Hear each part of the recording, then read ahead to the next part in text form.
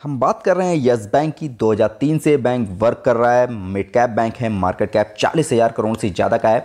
हालांकि जिस तरह से बैंक की परफॉर्मेंस है, तो क्या इस समय इस स्टॉक में इस लेवल पे निवेश करना चाहिए या इस स्टॉक से दूर रहना चाहिए जिसने पिछले एक साल में कोई खास रिटर्न नहीं दिया है और पिछले एक महीने में तो बिल्कुल किसी तरह का कोई रिटर्न निकाल के नहीं दिया है। कैसा फंडामेंटल है इस स्टॉक का, क्वार्टर्स के नंबर कैसे आए, ये सारी चर्चा करने वाले हैं। विस्तार से वीडियो को आखिरी तक देखिएगा। कंपनी के अंदर एक बड़ी न्यूज़ निकल के आ रही है कि बैंक अपने जो बैड लोन को बेचने की तैयारी कर रहा था, उसके लिए सारी रणनीति पूरी कर ली गई है और करीब इस महीने के आखिरी तक उम्मीद की जा रही है कि यस बैंक अपना स्ट्रेस एसेट सेल कर देगा जेसी फ्लावर को, और काफ़ी अच्छी रकम भी उसके बदले उसको मिलने वाली थी। बट इस न्यूज़ का असर बहुत ज़्यादा इसके स्टॉक प्राइस पे पड़ता हुआ नहीं दिखा है। स्टॉक प्राइस अभी आपको 16 रुपये के आसपास ही ट्रेड करता हुआ दिख रहा है। स्टॉक के अगर एक साल के रिटर्न की बात करें तो एक साल में इस स्टॉक ने 27% का तो रिटर्न दिया है। बट अगर बॉन्ड वीक के लो को देखेंगे तो 12 रुपये 10 पैसे का बना हुआ है और हाई 18 रुपये 20 पैसे का बना है। अभी भी स्टॉक आपको 16 रुपये के आसपास ही ट्रेड करता हुआ दिख रहा है। क्योंकि स्टॉक का रिजल्ट बहुत ज़्यादा बेहतरीन नहीं आया है, तो इस स्टॉक में आपको फिर से थोड़ी गिरावट आती हुई दिख सकती है। हालांकि एनालिसिस द्वारा इसमें ऑलरेडी सेल की कॉल देना शुरू कर दिया गया है और टारगेट प्राइस के काफ़ी ज़्यादा लो कर दिए गए हैं, जिसकी वजह से इस स्टॉक में आपको अच्छी गिरावट आती हुई दिख सकती है। हालांकि जिस तरह से स्टॉक अभी मूव कर रहा है, इस लेवल पे अगर लॉन्ग टर्म का नजरिया रखते हैं, आप 5 साल के लिए मिनिमम निवेश करना चाहते हैं, तो ही इस स्टॉक को इस लेवल पे बाय करिए। अदरवाइज इस स्टॉक में आपको और ज़्यादा गिरावट का वेट करना चाहिए।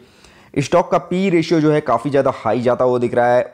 38 के आसपास इसका पी रेशियो पहुंच चुका है। पीवी रेशियो इसका 1.23 है। सेक्टर पी इसका 21.94 है। सेक्टर पीवी इसका 2.28 है।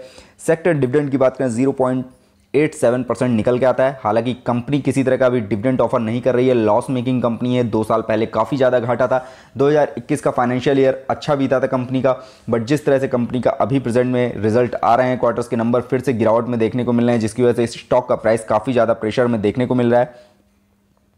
स्टॉक के अंदर इस समय 13 एनालिसिस द्वारा सेल की कॉल दी जा रही है और इस स्टॉक के अंदर बाय की कॉल आपको बिल्कुल देखने को नहीं मिल रही, यानी स्ट्रॉन्ग बाय और बाय की कॉल में किसी तरह की कोई ग्रोथ देखने को नहीं मिल रही है।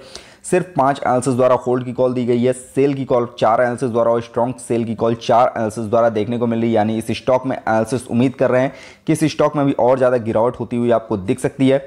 फिलहाल सितंबर क्वार्टर के रिजल्ट को अगर आप देखेंगे तो रेवेन्यू में जून क्वार्टर से जरूर बढ़ोतरी देखने को मिल रही है, यानी जून क्वार्टर से अच्छा रेवेन्यू सितंबर क्वार्टर में कमाया है। बट नेट प्रॉफिट आधा हो गया है। 310 करोड़ का नेट प्रॉफिट कमाया था जून क्वार्टर में। सितंबर क्वार्टर में 152 करोड़ का नेट प्रॉफिट निकल के आ रहा है। अर्निंग पर शेयर भी आधी हो गई है। 12 पैसे करीब जून क्वार्टर में निकल के आई थी और 6 पैसे सितंबर क्वार्टर में निकल के आई, यानी बैंक का कामकाज इस क्वार्टर में काफ़ी अच्छा देखने को नहीं मिला है, जिसकी वजह से जो आंकड़े जैसे आने चाहिए थे वैसे आंकड़े आते हुए नहीं दिख रहे हैं और मजबूती का जो बैंक ग्रोथ कर रहा था 1-2 क्वार्टर पहले, उस क्वार्टर में फिर से आपको गिरावट देखने को मिलने लगी है। फिलहाल सितंबर क्वार्टर को अगर जून क्वार्टर से कंपेयर करेंगे तो टोटल इनकम में जरूर 8% की ग्रोथ करता हुआ दिखा है, बट प्रॉफिट आफ्टर टैक्स अगर आप देखेंगे तो उसमें बड़ी गिरावट देखने को मिल रही है। जो जून क्वार्टर में 314 करोड़ का प्रॉफिट निकल के आया था, वो प्रॉफिट आफ्टर टैक्स 160 करोड़ का इस क्वार्टर में देखने को मिल रहा है और ईयर ऑन ईयर बेस पे काफ़ी ज़्यादा गिरावट भी देखने को मिल रही है। यस बैंक के अगर आप पी रेशियो को देखेंगे तो इस समय सबसे ज़्यादा हाई जाता हुआ दिख रहा है, 36.72 है।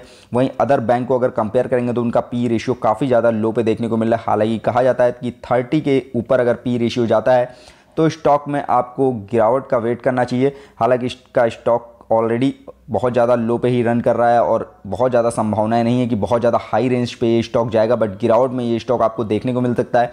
ये स्टॉक वापस आपको 14 से 15 रुपये के बीच में देखने को मिल सकता है। फिलहाल इसके सितंबर क्वार्टर को अगर ईयर ऑन ईयर बेस पे कंपेयर करेंगे तो रेवेन्यू में 22% से ज़्यादा की ग्रोथ जरूर देखने को मिली, बट नेट इनकम में 27% से ज़्यादा की गिरावट है। अर्निंग पर शेयर में 33% से ज़्यादा की गिरावट है। वहीं नेट प्रॉफिट मार्जिन की बात करें तो 41% से ज़्यादा की गिरावट देखने को मिल रही है, यानी ओवरऑल सितंबर क्वार्टर का result year on year base पे कुछ खास देखने को नहीं मिला है। स्टॉक के फंडामेंटल को देखेंगे तो काफ़ी ज़्यादा स्ट्रॉन्ग फंडामेंटल भी इस स्टॉक का भी देखने को नहीं मिल रहा है, बट कंपनी का जिस तरह से 2 साल पहले घाटा था, 2021 में 3,000 करोड़ से ज़्यादा का घाटा था, 2020 में 16,000 करोड़ से ज़्यादा का घाटा था, 2022 में प्रॉफिट मेकिंग बैंक बना था। उम्मीद की जा रही थी कि अब ये पटरी पे आ चुका है और ये पटरी पे इसी तरह चलता रहेगा और प्रॉफिट फिर से जनरेट करता रहेगा, जिससे स्टॉक प्राइस में भी आपको ग्रोथ देखने को मिलेगी।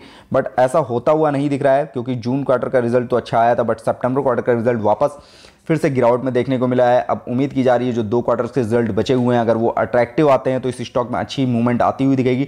अदरवाइज ये स्टॉक आपको इसी तरह 20 से 10 रुपए के बीच में ही ट्रेड करता हुआ दिखने वाला है। स्टॉक के अंदर म्यूचुअल फंड्स का निवेश भी बहुत ज़्यादा अच्छा देखने को नहीं मिल रहा है। मात्र निपॉन इंडिया का निवेश 8.80 यानी 8 करोड़ 80 लाख रुपए का ही निवेश देखने को मिल रहा है। वहीं मोतीलाल ओसवाल का भी इसके अंदर 7 करोड़ के आसपास का ही निवेश है। निपॉन इंडिया का इसके अंदर 5.79 करोड़ का निवेश ही देखने को मिलता है, यानी म्यूचुअल फंड्स ने भी बहुत ज़्यादा पैसा इस स्टॉक के अंदर इन्वेस्ट करके नहीं रखा है। टॉप होल्डर्स की बात करें तो इस स्टॉक के अंदर एक्सिस ग्रुप के पास 1.95% की होल्डिंग है, मंसा होल्डिंग के पास 1.23% की होल्डिंग है, वहीं आईडीएफसी ग्रुप के पास 1.15% की होल्डिंग है। ये टॉप होल्डर्स हैं, इसके अलावा कोई और टॉप होल्डर्स नहीं है जिनके पास परसेंटेज में और भी ज़्यादा होल्डिंग हो। ये होल्डिंग्स मात्र एक्सिस ग्रुप के पास जिस तरह से 1.9% की होल्डिंग बनी हुई है, यही टॉप होल्डर्स इस समय देखने को मिल रहे हैं।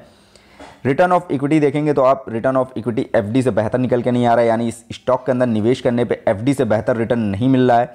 डिविडेंड भी स्टॉक किसी तरह का ऑफर नहीं कर रहा है। 2 साल पहले ये बैंक जब लॉस में था, उसके पहले इस बैंक ने 2.5 रुपये के आसपास का डिविडेंड ऑफर किया हुआ था, बट उसके बाद से किसी तरह का कोई डिविडेंड ऑफर नहीं किया। लॉस मेकिंग बैंक है, प्रॉफिट मेकिंग बन रहा है और अभी भी संभावनाएं नहीं दिख रही हैं कि बैंक आपको डिविडेंड देता हुआ दिख जाएगा, क्योंकि बैंक की अर्निंग पर शेयर जो है जिस हिसाब से होनी चाहिए वैसी नहीं निकल के आ रही है। जून क्वार्टर में जिस हिसाब से 12 पैसे के आसपास थी, बट सितंबर क्वार्टर में वापस 6 पैसे के आसपास आ गई है, यानी गिरावट देखने को मिली है। और अर्निंग पर शेयर अगर इसी तरह डाउन होती रही तो आपको बैंक फिर से लॉस मेकिंग देखने को मिल सकता है।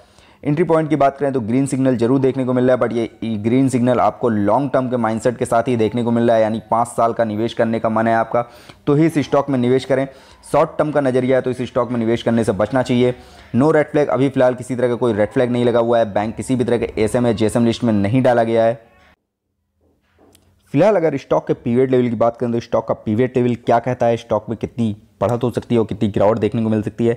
स्टॉक का पहला टारगेट 16 रुपये 52 पैसे का है, दूसरा 16 रुपये 63 पैसे का है, तीसरा 16 रुपये 88 पैसे का है। स्टॉक जिस हिसाब से अभी ट्रेड कर रहा है, इस स्टॉक में आपको गिरावट के लेवल ही देखने को मिल सकते हैं। पहला सपोर्ट इसको 16 रुपये 27 पैसे पे है, दूसरा 16 रुपये 13 पैसे पे है, तीसरा 15 रुपये 88 पैसे पे है। जिस तरह से इस स्टॉक में गिरावट देखने को मिल रही है, स्टॉक आपको 15 रुपये 88 पैसे तक का लेवल दिखा सकता है। फिलहाल कम्युनिटी सेंटीमेंट की बात करें तो इस समय नॉर्मल निवेशक क्या सोचता है, वो 58% बाय कॉल देखने को मिल रही है, 30% sell call, 12% hold call. Overall जिस तरह से एनालिसिस द्वारा और बड़े इन्वेस्टर्स के द्वारा इस स्टॉक में सेल कॉल दी जा रही है, फिलहाल जिस तरह से ये माहौल इस स्टॉक में बना हुआ है, ये स्टॉक में माहौल अभी देखने को गिरावट का ही देखने को मिलने वाला है। अगर लॉन्ग टर्म का माइंडसेट है तो ही इस स्टॉक में नया निवेश करें। शॉर्ट टर्म का नजरिया रखते हैं तो स्टॉक में निवेश करने से बचना चाहिए, क्योंकि स्टॉक में बहुत अच्छे रिजल्ट आते हुए फिलहाल अभी नहीं दिखने को मिलने वाले हैं। जिस तरह से स्टॉक अभी मूव कर रहा है, अभी इस स्टॉक में आपको डाउनफॉल ही देखने को मिल सकता है। फ्रेंड्स, ये वीडियो मैंने सिर्फ आपकी नॉलेज पर्पज से बनाया है। किसी भी तरह का निवेश करने से पहले अपने फाइनेंशियल एडवाइजर की सलाह जरूर ले लें। फ्रेंड्स, वीडियो पसंद आया तो लाइक कमेंट करके जो बताइएगा। फ्रेंड्स, वीडियो देखने के लिए बहुत बहुत धन्यवाद।